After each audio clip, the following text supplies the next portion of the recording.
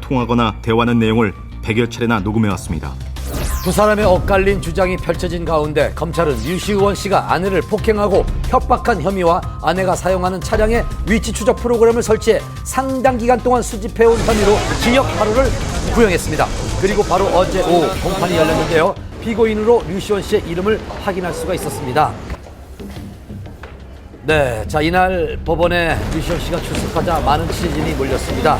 어두운 표정과 침묵으로 일관한 모습입니다.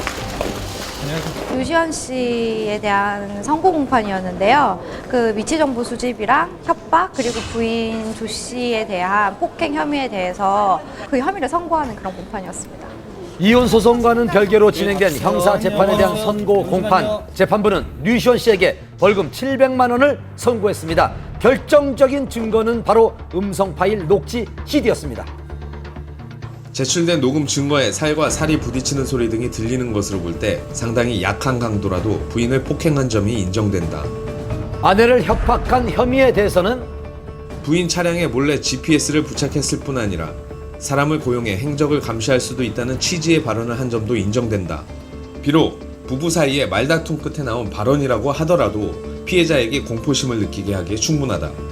위치 정보 수집에 대해서는 남편이라고 하더라도 부인 차량의 위치 추적 장치를 불가피하고 긴급하게 설치해야 한다고 보기에는 어렵다. 이에 류시원 씨의 혐의를 인정하고 벌금형을 선고했습니다.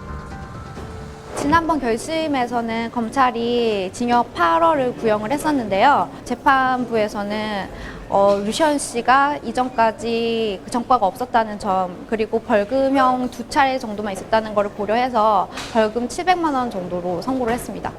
이번 선고가 이혼 소송에도 영향을 미칠지 귀추가 주목되고 있습니다. 물론 이혼 소송과 이번 형사재판과는 별개의 재판이지만 형사재판에서 일단 1심이지만 유죄가 선고됨으로 인해서 기타 혼인관계를 이제 지속할 수 없는 중대한 사유 중에 하나로 인정될 수 있기 때문에 이혼 소송에서도 굉장히 불리하게 판단할 수가 있죠. 선고 공판을 마치고 법정을 나서는 류시원 씨. 이번 유죄 판결에 대한 입장은 어떤지 들어봤습니다. 한 말씀만 부탁드릴게요. 일단 비록 벌금형이 나오긴 했지만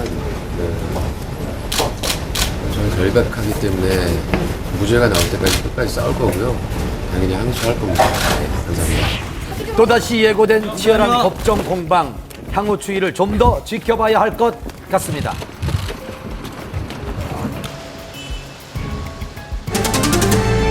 배우 정운택 씨가 지난 새벽 침을 뱉고 고성이 오가는 폭행 시비가 붙으며 무면허 운전도 적발됐습니다.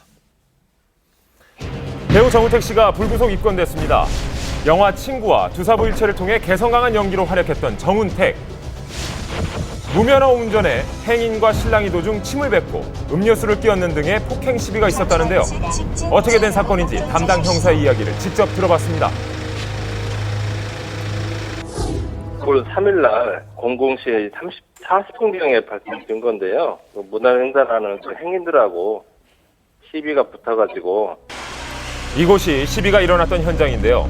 신호 대기 중이던 정운택 씨 일행이 적신호에 횡단보도를 건너려던 취객을 제지하는 과정에서 언쟁이 시작됐다고 합니다. 정운택 씨가 어떤 폭행을 한 건 없고 그 행인 두 분하고 동승했던 여자친구분하고 또 언쟁이 있어서 그 사람들 간에 이제 음료수 뿌린 건 좀 있어요. 침을 뱉었다고도 하고요. 폭행에는 가담하지 않았지만 불구속 입건될 수밖에 없는 이유가 있었습니다. 현장에서는 이제 무면허 운전은 아마 부인을 한 걸로 알고 있는데 횡단보도 근처에 보니까 어떤 가게에 CCTV가 있더라고요. 그래서 그걸 확보를 하고. 여기서 주목할 만한 점은 그 정운택 씨가 2004년에 그 면허가 취소된 점인데요. 경찰이 그 CCTV 화면을 분석을 하고 조사를 하는 과정에서 지인이 몸살을 호소하자 정운택 씨가 스스로 자신이 이 차량을 무면허인 상태에서 운전을 했다고 자백을 한 것입니다. 정운택 씨의 불구속 입건은 이번이 처음이 아닙니다. 불과 2년 전 일반인과 시비 끝에 전치 20주에 달하는 폭행 혐의로 조사를 받은 적이 있습니다. 정운택 씨는 지난 2011년에도 한 차례 구설수에 오른 바 있었는데요. 당시 정은택 씨는 그 술자리에서 그 한 취객에게 사인 요청을 받았고 이를 거절하는 과정에서 다소 시비가 붙었던 것으로 알려져 있습니다. 당시에 그 취객은 향후 그 경찰 조사에서 자신이 정은택 씨에게 폭행을 당했다라고 주장을 했었는데 정은택 씨는 자신이 폭행을 한 사실이 없다고 그렇게 주장을 했었습니다. 결국에 이 사건은 정은택 씨의 무혐의로 결론이 난 바 있습니다. 평소 영화 속에서 개성 강하고 코믹한 캐릭터